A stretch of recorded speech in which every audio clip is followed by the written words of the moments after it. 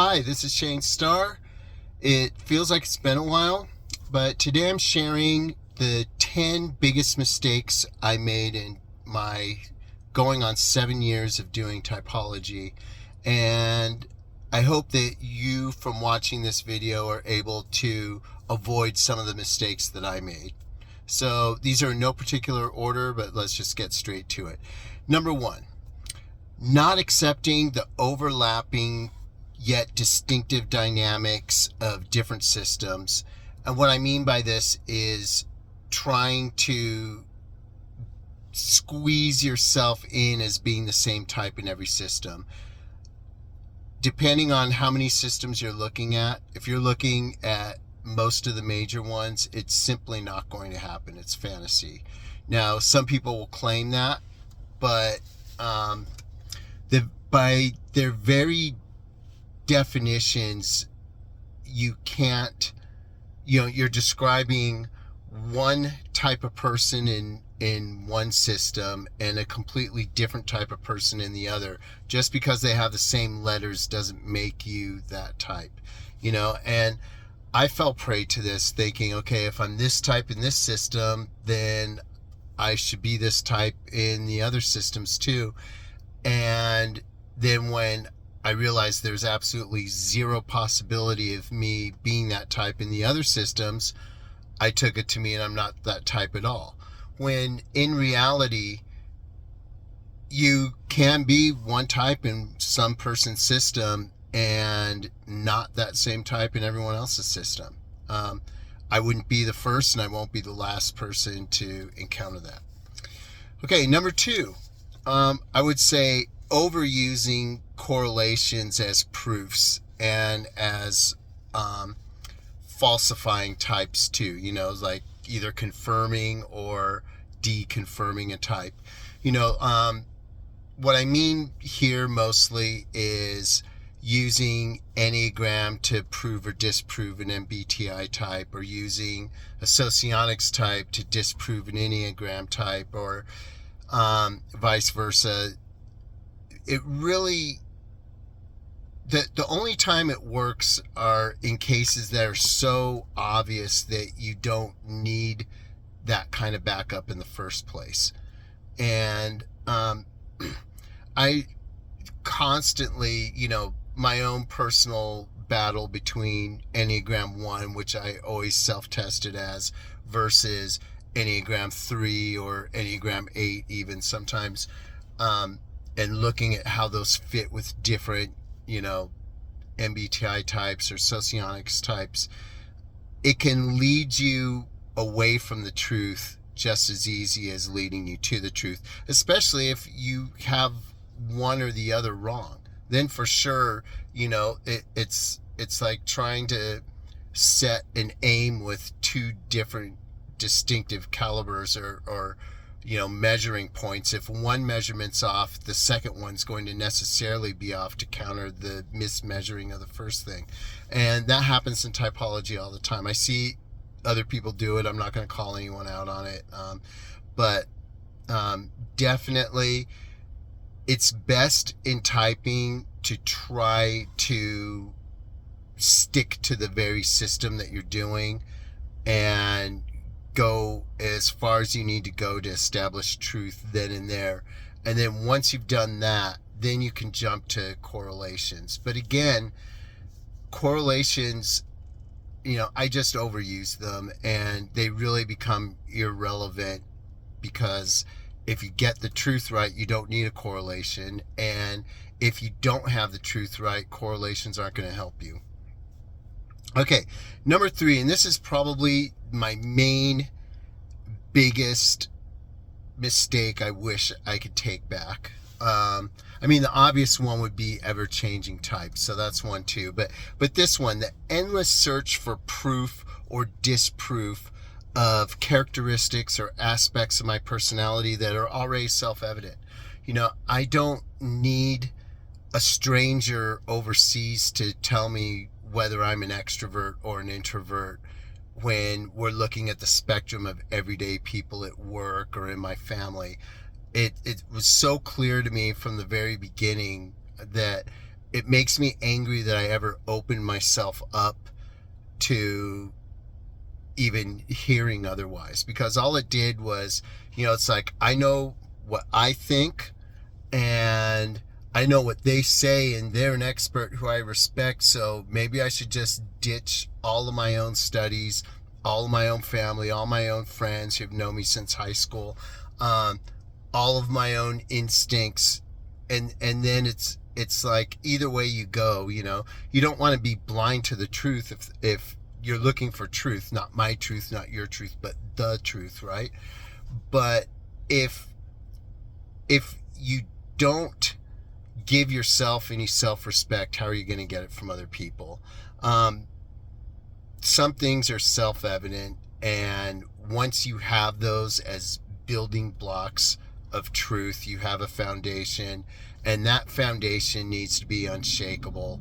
And by trying to be open-minded and listening to what other people had to say, even if I disagreed, I'd say that messed me up more than any single thing I did. Because then it leads to you doubting yourself. That comes across as being wishy-washy. It's like you don't even know who you are or what you're doing. And again, I had to remind my few viewers that I know exactly who I am. There's no doubt about that. The question is, someone who is who I am, that is, having the aspects of personality or personal characteristics that I have and have had for a long time, where does that fit in on a 16 or a 9 personality theory system?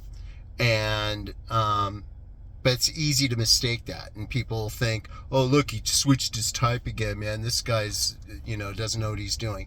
It's like, no, that's what happens when you when you're too open-minded, and it's ironic, because in every other area of my life, if anything, I'm too stubborn. But here in a public forum for something I didn't study in school or college, I did my best to be open-minded, and it actually hurt me. I should have been more stubborn to begin with. So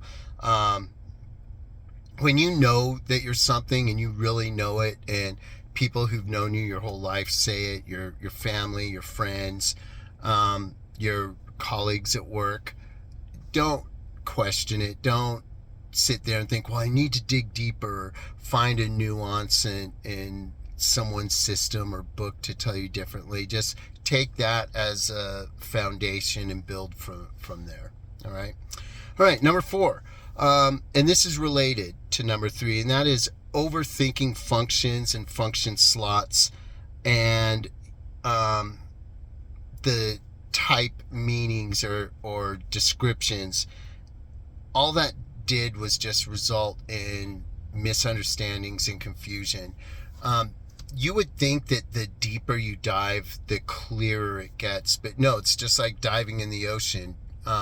When you take a deep dive into typology and you find out different systems, different, you just explore the difference in introverted sensing in socionics and MBTI. You'll find a few overlapping points, but for the most part, the controlled list of things to do, follow a recipe, routine-based structure person that makes up an SI lead in MBTI isn't an SI lead in socionics. In socionics, it's a lover of comfort and relaxation and chill and kickback.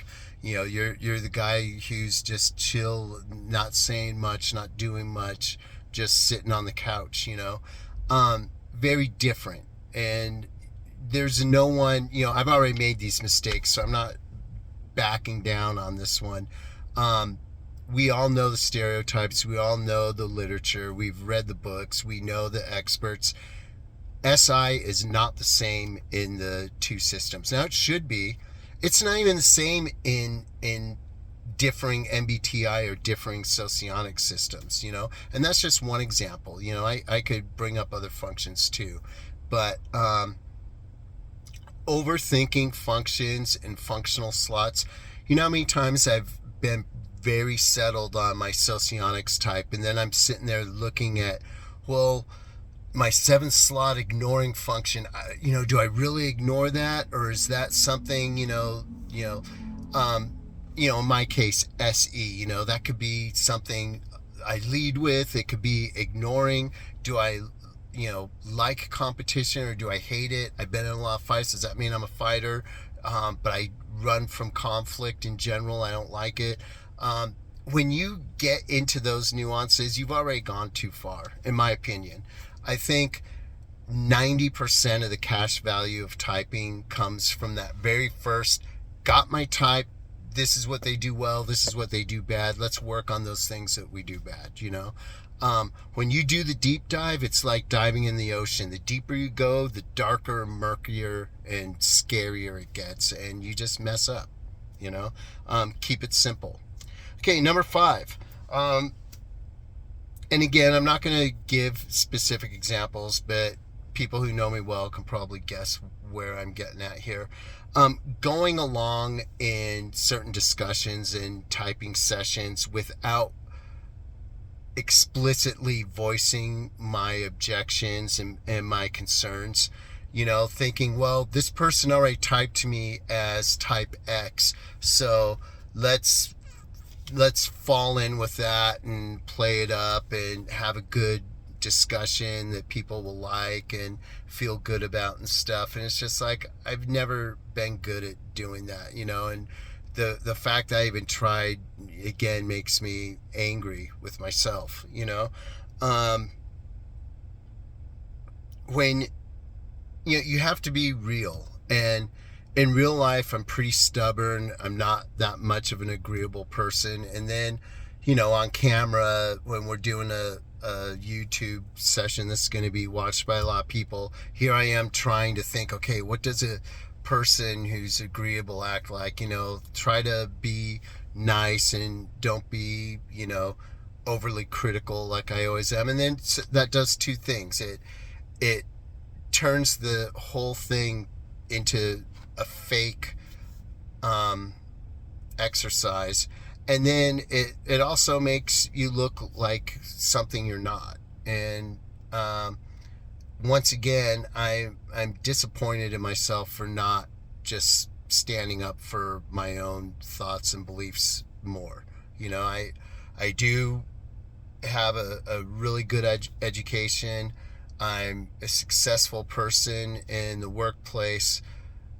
My opinions should count for something. I shouldn't defer to the other person like, oh, okay, you said this, so your word is infallible. It's like, no matter who you are, no matter how smart you are, you can be wrong.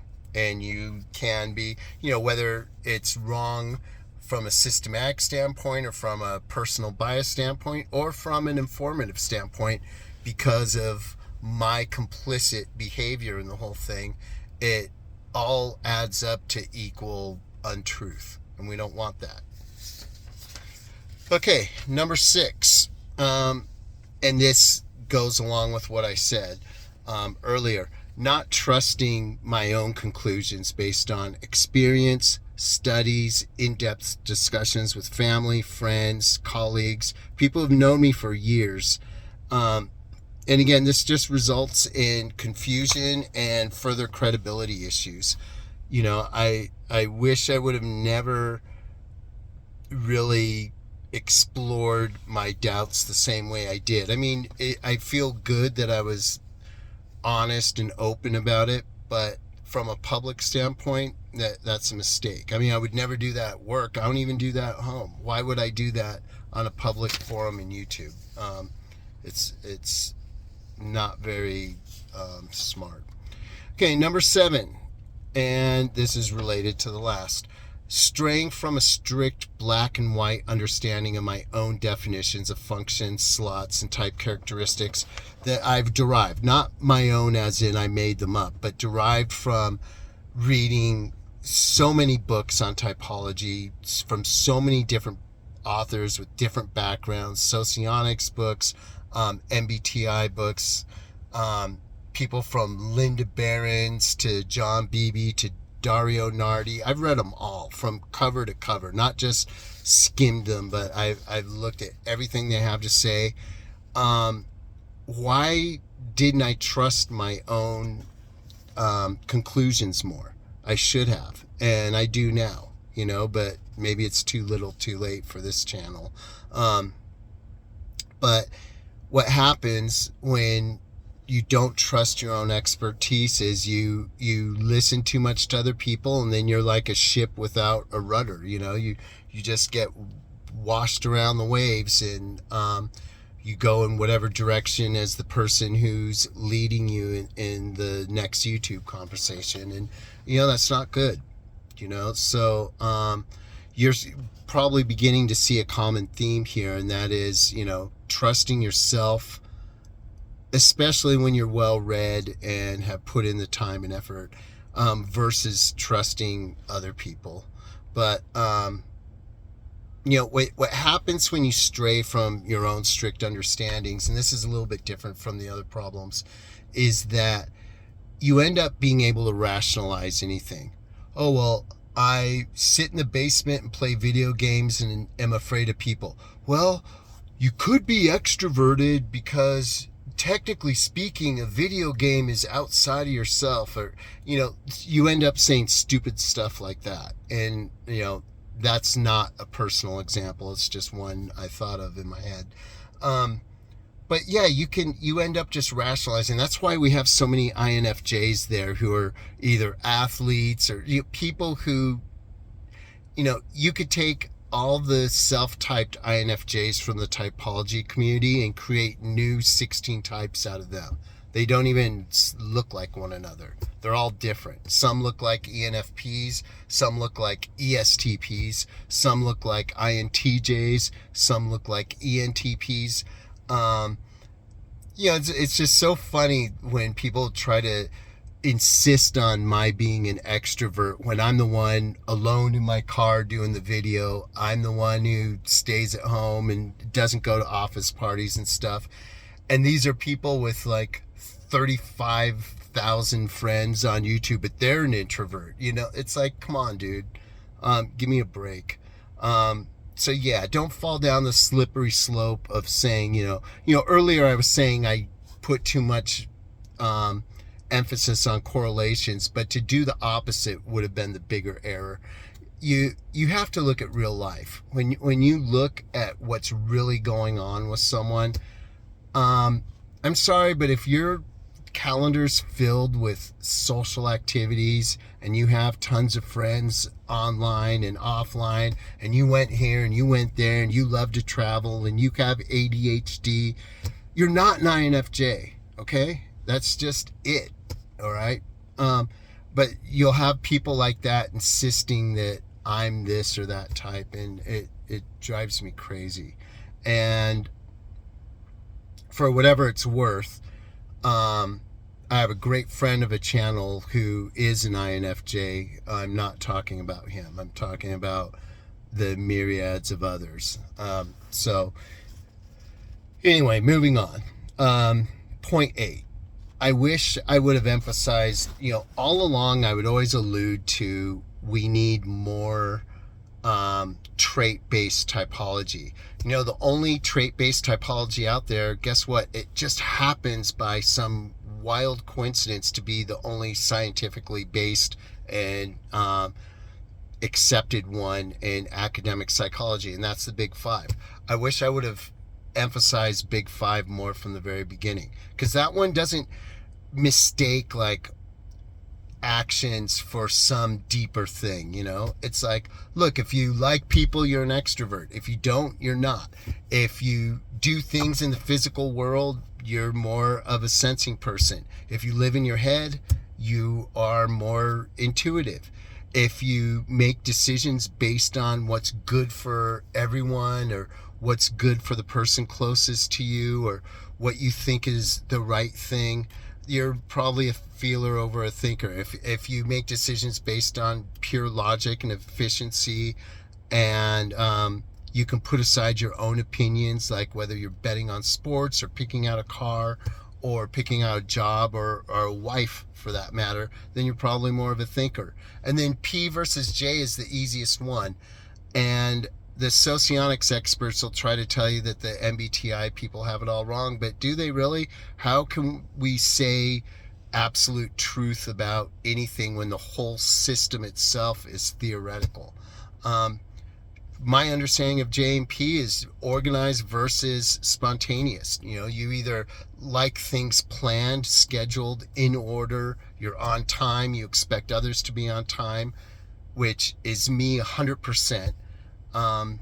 Or you're kind of easy-go-lucky, you know, take things as they come. You like to be spontaneous. You like surprises.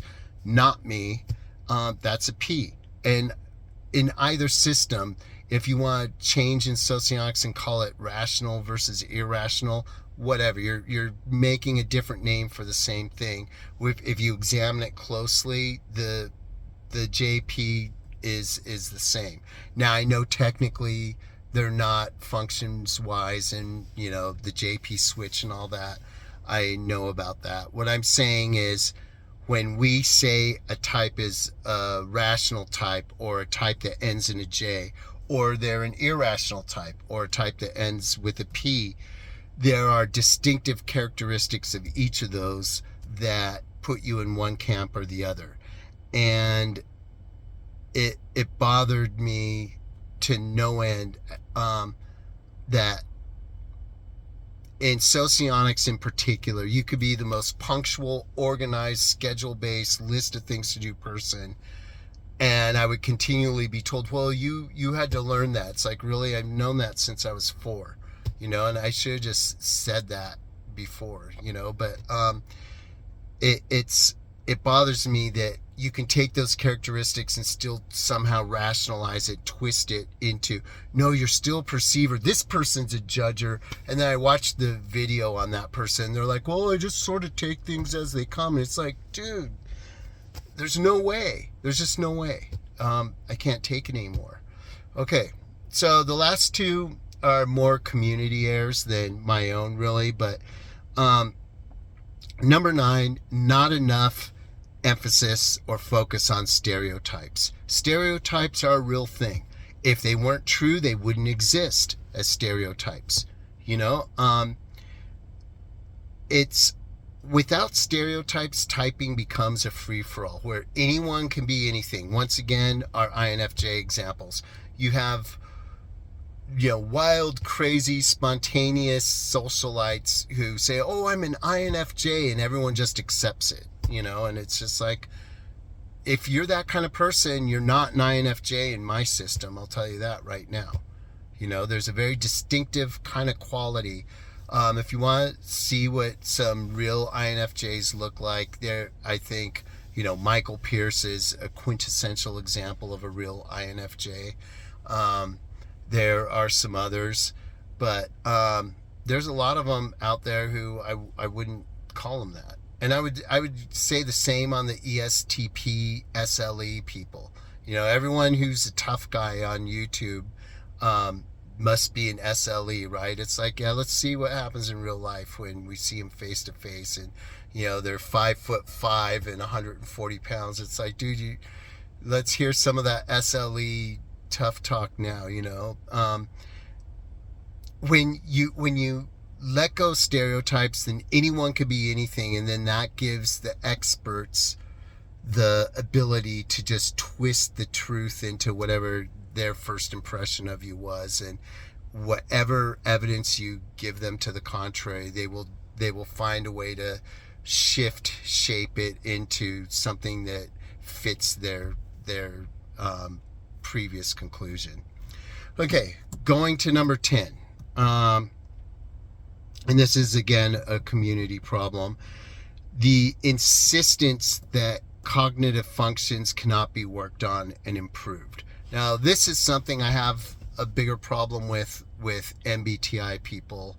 The socionics people seem to, in general, be more open to improving, at least, you know, like your mobilizing function or your role function.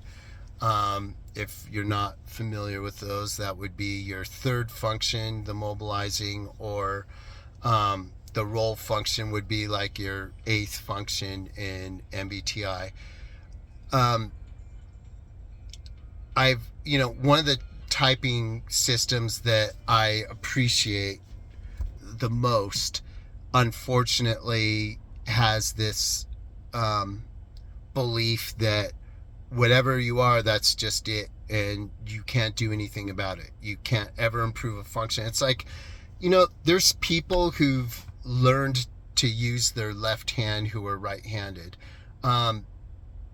There's people who have learned all kinds of things and have grown. There's people who have improved their lives and changed. To say, oh, your cognitive function, if your inferior function, your fourth function, the suggestive function in socionics, that's it, you suck at it, there's nothing you can do. Find a partner who could help you out with that one, because you're never going to be any good on yourself.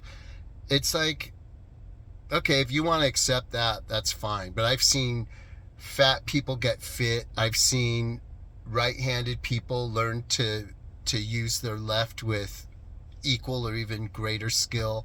I've seen people change for the better. I don't accept that.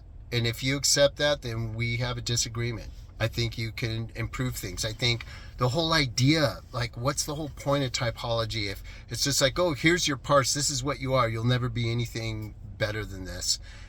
It's crazy to me, and it's wrong. So that leads us to our conclusion, and here's the conclusion. It took me 30 minutes in. Probably no one's watching at this point, but I don't care. This is for myself as much as anyone else. I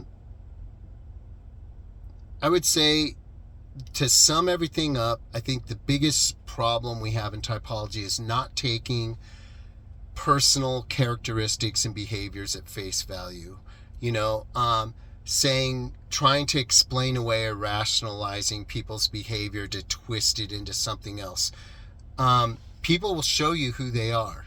If you don't overthink it, you can see quite clearly right away what parts someone uses in their personality and which parts they don't, or at least which ones they hold back. The people who do best with typology are the ones who they basically stay in one system, whatever one it is. It's not like one system's insanely better than any other one. They just find one system, whether it's Model A in socionics, or whether it's the cartoon characters in the 16 personalities, or whether it's personality junkie or type in mind or similar minds, or whatever it is. They say they find themselves in that system, they find their type, they decide on it, they don't question it from that point forward. They correlate aspects of the type's personality with their own life experiences at home and at work, and they say, okay, these are the things I'm good at. Let's polish those up, make them even better. Here's the things I'm bad at that I need work on. Let's work on those, make some New Year's resolutions or something like that, and then those become a catalyst for growth.